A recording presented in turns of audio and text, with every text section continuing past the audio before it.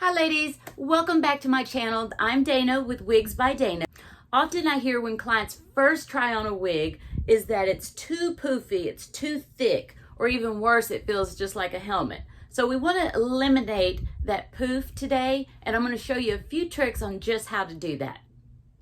So a couple of things you're going to need.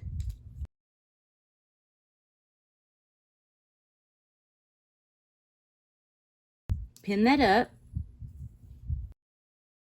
And what I want you to do is go down to the base, but I don't want to go too far in. I want to come up off that, cut, pull that out, and then you can pull, and then you can see. If you want to thin this out, say you want it a little bit more piecey, then I do not want to cut the top section. Still pull that hair up, grab this hair, and just like you're going to point cut, take this and maybe point cut a little bit.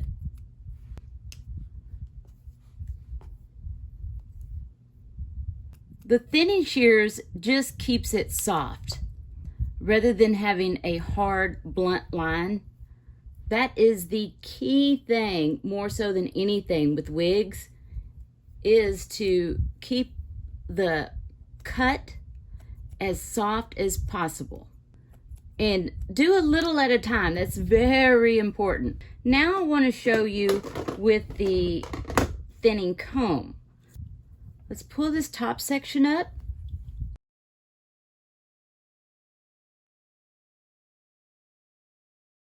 So I really want to make sure I'm not cutting that. And if you need to, put your finger there. That way you know you are protecting the base. Hold that tight. And then just work your way down. And then look at the amount of hair. That is one time.